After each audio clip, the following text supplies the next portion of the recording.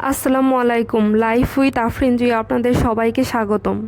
আশা করি আপনারা সবাই ভালো আছেন। তো আপনাদের দোয়ায় আমিও ভালো আছি।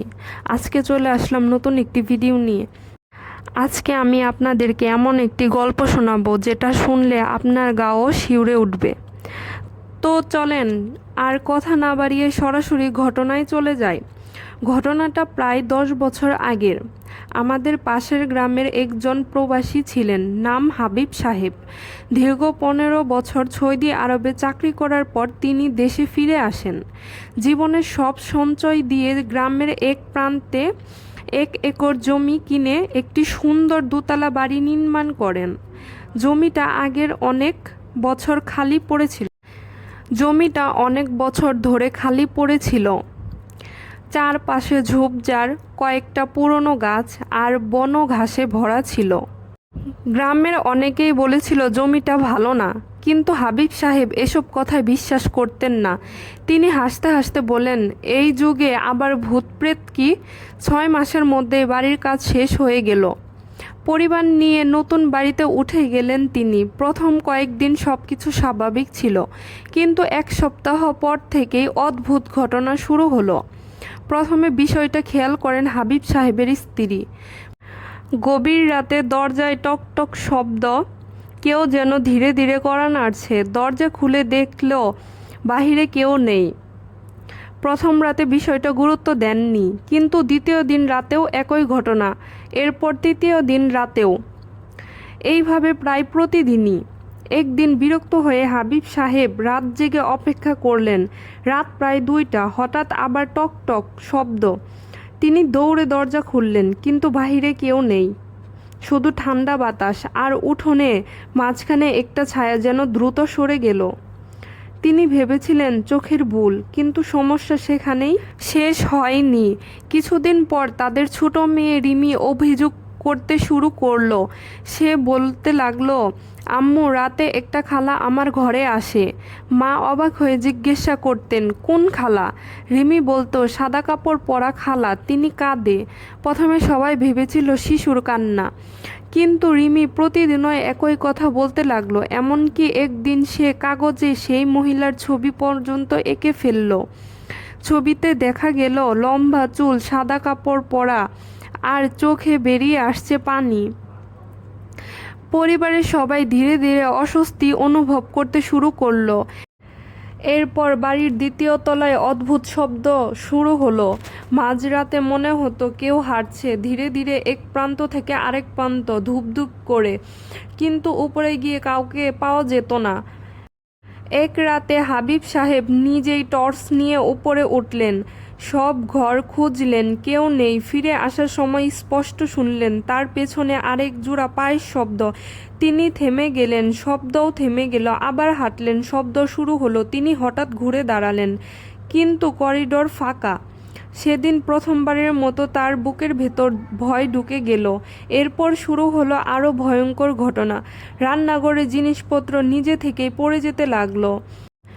বন্ধ ঘরের দরজা খুলে যেত। অনেক সময় বৈদ্যুতিক বাতি হঠাৎ জ্বলে উঠতে লাগলো, আবার নিভে যেত। সবচেয়ে অদ্ভুত ঘটনা ঘটল এক বর্ষার রাতে। সেদিন প্রবল বৃষ্টি হচ্ছিল। হাবিব সাহেব হঠাৎ ঘুম থেকে জেগে উঠলেন। দেখলেন জানালার বাহিরে একজন মহিলা দাঁড়িয়ে বৃষ্টির মধ্যে এক দৃষ্টিতে ঘরের দিকে তাকিয়ে আছেন। মহিলার সাদা কাপড় ভিজে শরীরের সঙ্গে লেগে আছে। হাবিব সাহেব চমকে উঠে জানালার কাছে গেলেন, কিন্তু সেখানে কেউ নেই। মনে হলো যেন মুহূর্তের মধ্যে মিলিয়ে গেছে। পরদিন সকালে তিনি গ্রামের বয়স্ক মানুষদের সঙ্গে কথা বললেন। তখন গ্রামের সবচেয়ে প্রবীণ ব্যক্তি আব্দুল কাদের চাচা কিছুক্ষণ চুপ থেকে বললেন, তুমি কি জানো এই জমিটা আগে কি ছিল?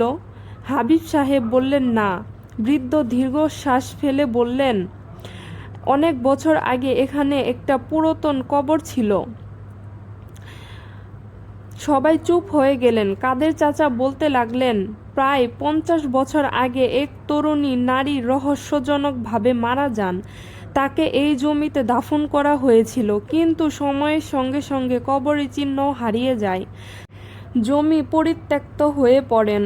অনেকেই পরে বিষয়টা ভুলে যায়। হাবিব সাহেব বিশ্বাস করতে পারছিলেন না। তিনি সিদ্ধান্ত নিলেন বিষয়টি যাচাই করবেন।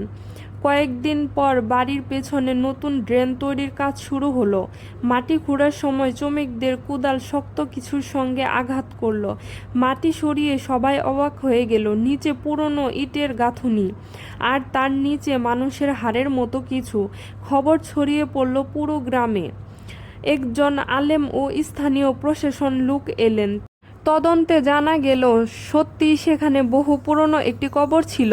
বাড়ি ভিত্তির একটি অংশে ঠিক সেই কবরটি উপর নির্মিত হয়েছে।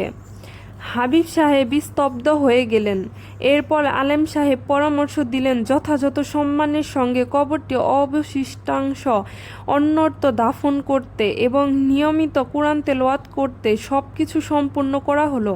আশ্চর্যজনকভাবে এরপর থেকে ধীরে ধীরে সব অস্বাভাবিক ঘটনা বন্ধ হয়ে গেল। রাতে আর কড়া নাড়ার শব্দ শোনা গেল না, পায়ের শব্দও শোনা গেল না। রিমি আর সেই সাদা কাপড় পরা মহিলাকেও দেখে না।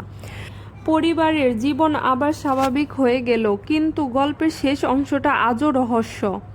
বাড়ির মেরামতের সময় একটি পুরনো লোহার বাক্স পাওয়া গিয়েছিল। তার ভেতরে ছিল একটি বিবর্ণ ছবি। সেই ছবিতে যেই তরুণীকে দেখা গিয়েছিল, রিমি যেভাবে সাদা কাপড় পরা মহিলার ছবি এঁকেছিলেন তার সঙ্গে মুখটা হুবহু মিলে গিয়েছিল। কিন্তু রিমি সেই ছবি কোনো দিন দেখেনি। আজও যখন সেই গ্রামের মানুষ গল্প করে, তারা বলে কখনো কখনো আমরা কোনো জায়গার অতীতকে ভুলে যাই, কিন্তু অতীত আমাদেরকে ভুলে যায় না। আর কিছু পুরনো স্মৃতি মাটির গভীরে চাপা পড়ে থাকলেও একদিন না একদিন নিজের অস্তিত্বের জানান ঠিকই দেয়। তো আজকে এই পর্যন্তই। আশা করি গল্পটি আপনাদের ভালো লাগবে। তো গল্পটি ভালো লাগলে আমার চ্যানেলটিকে like, comment, share and subscribe করে আমার পাশেই থেকে যাবেন। তো দেখা হবে নেক্সট কোনো ভিডিওতে। ততক্ষণ পর্যন্ত ভালো থাকবেন। আল্লাহ হাফেজ।